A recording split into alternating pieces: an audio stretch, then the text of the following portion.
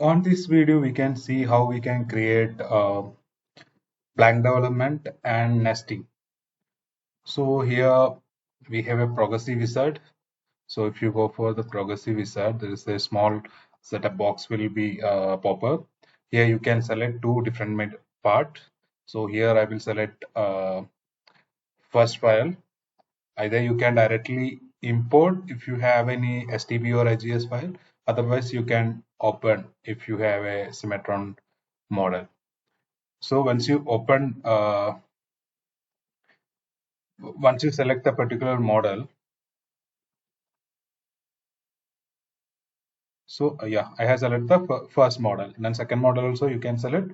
You can provide that assembly name, and if you want to create a new folder for that, that you can create. Then the location, and if you want to copy a master to your particular folder, whatever the part you have selected, if you want to copy that, you can tick mark. You can select or H, and you can just go for OK.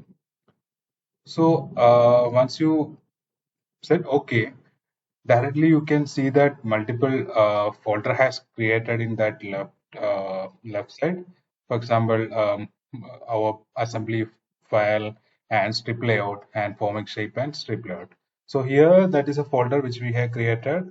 Here also we have multiple assembly file has created for the strip layout and forming shapes and all. So I'll directly go for OK. So as soon as if I click OK, you can see that the part is also added that into your uh, window. So here you can see that two UCS. So actually one is for the strip layout and nesting. This one is for forming shape creation. All right. So the first step should be you have to align the material. In this setup table, you can apply your material here. I'll select CRCA, then the sheet thickness, and you can just go for OK.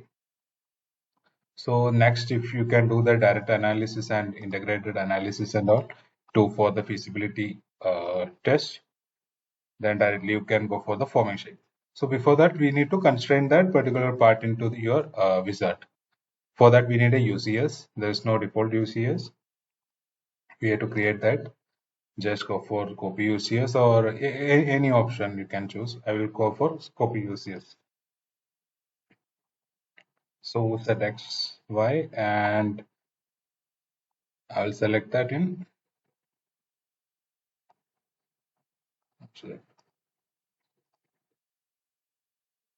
So you can use that filter toolbar for that. Okay, it will be easy for you to create that. Select the point. Then once you have created, you need to constrain these two. For that, you can go for the form CS, select the form CS, and directly you need to select that which UCS you want to constrain. Okay, that UCS the part has been constrained now. Then I will hide this UCS. So I will keep this part as it is. I will create a forming shape. So with the help of this virtual joystick, you can change the position of your particular part. I'll give 250 maybe, and I'll go for OK. So just for the reference, this is your thick part. This will be your you can do that die skin surface. So I'll select that die skin. I'll select a particular area where you need to create that surface. Actually, we have created that UCS in the lower, so I will select that lower skin as a master. So in a single click, you can create that entire die skin from a sheet metal in a thick part. So once you have created that skin, next directly you can go for the blank development. Once you select the blank development, you have to select the particular part. If you go for the second option, parameters, the material already has applied and thickness is the form or draw. You can select that one, and the accuracy level you can create high accuracy or low. Whatever the accuracy you are required, and simplify the edge, the tolerance is there, and create a blank, create a new part, and you can same time you can do the constraint of edges, and otherwise faces you can do the constraint, and you can apply that pressure pad forces and all. And if you want to transfer any uh, particular area. For example, if you want to transfer this area into your plan, you can select that one. So before that, you had to unselect these two, and you can select this one. So if you're generating the blank, you can see the difference. So I just go for the blank creation.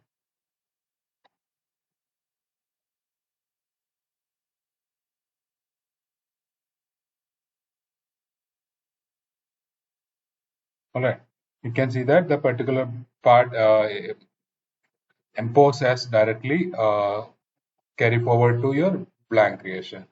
So if you want edit that one, you can directly go for the edit option because it's a parametric software, so you can use reuse the things. Okay, I will unselect again and I'll select this one. So this is the benefits you are getting from a parametric software. So whatever that calculation is doing based on our material and the thickness and whatever the detail we have applied, based on that the blank is generating. So the blank what is generated, it is a non-parametric blank. If you try to measure that one, it will come as curvature continuity. So you cannot send these to laser cut or any other machine because they can read only the parametric model. So you don't need to go to any 2D model and trace these entire sketches. What you can do in wireframe, we have an option called approach to arc and line. So you can directly select that particular curve and provide the minimum tolerance and minimum radius, and you can remove that original or you can keep that one. Then go for OK. So whatever the blank you are seeing, it's a parametric blank. If you select that, you can see the radius and diameter. We can measurable. So this is how we can create a blank development in Cimatron. So once you created the blank, next step should be you had to go for the strip layout.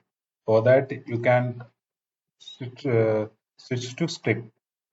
Once you have switched to strip, you can see the side window has changed a little bit. So first step is there, then you can go for the next thing. Here also you can select different part or a single part. So before that, what I will do, I will again go to the forming. Okay, here we have an option called to create the second forming row. So it's automatically selected and we can do the mirroring. Okay, now we have LH and RH part. And I will go for switch to strip layout. Here nesting, one part or two part. If you want to select the two part, you can go for the two parts and connect the both parts. Based on that, the strip layout will create. Otherwise, you can go for the single part and you want the same part in another row, you can create that two row. The both way you can create that, right? So now I'll go for the two different part. Select these two. So the part has been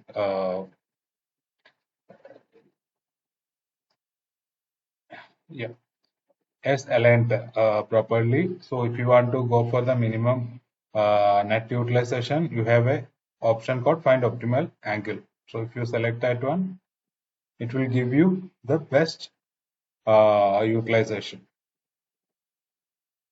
according to the blank. So otherwise, you can go for the rotate row and rotate row shape, and you can uh, give the minimum distance, and we can align that. Yeah, this will be the uh, minimum net utilization. So what I will go, yeah, you can see that under description over here. So what I will do, I will keep as it is. I'm sorry, two different part, first one and second one. Okay, I will keep like this only now. Then you can rotate that one if you want. Okay, it will update automatically. You can give that width, or you can give that maximum distance. Totally depends on your uh, it totally depends on it. We'll go for OK. The next thing has completed. Next step will be strip dimension. If you go for the strip dimension, you can see that how many number of progression is required. Okay. Or what is the forming station, or how many forming station do you require that you can add. Then you can give the margin and bottom margin and render this details you can provide. Can go for OK. This is how you can do the next thing.